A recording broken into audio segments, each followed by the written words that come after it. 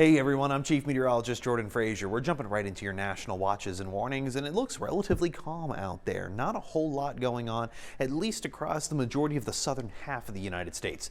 The northern half, I got a lot of action going on in South Dakota, North Dakota, all the way even extending into Montana. We're looking at wind advisories. It's starting to get just a little bit windy out there.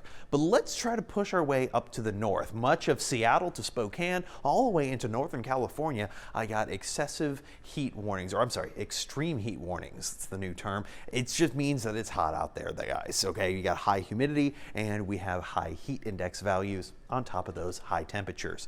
Out toward the desert, we're talking everything from Southern California to even parts of Nevada, even Arizona. What is this? Flooding? Yep. It's becoming monsoon season, so an excess of moisture in the atmosphere, a lot of rain. That stuff is slowly going to be pushing farther and farther east, as we see with our next incoming cold front. Now, this cold front is going to start impacting some places a little bit more than others. Phoenix, out of the triple digits.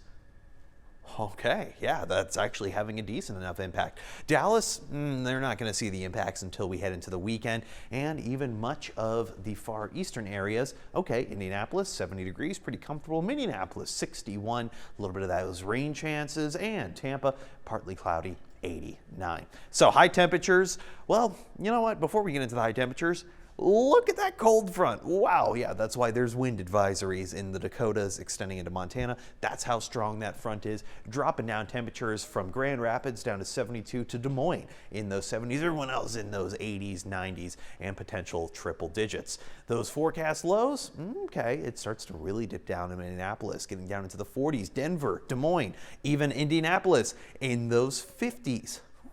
Much of the South still trying to hold on to the last remnants of summer. Well, that cold front is going to be bringing in a little bit more action to the northeast, from New York all the way down to Tennessee.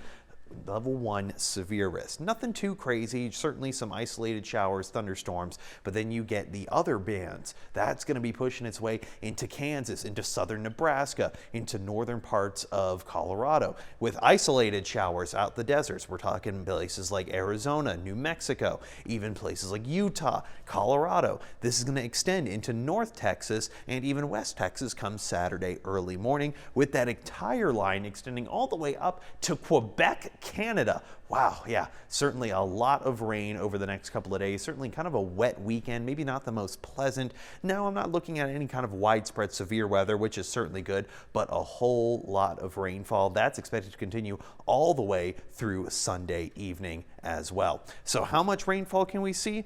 Well, it's all going to vary. Most of it going to be out in places like Kentucky, northern parts of Tennessee, even Texas, getting a little bit more so on the northern part of the state, but that's going to be about it. So just get ready to have a lot of your outdoor activities for the weekend indoors.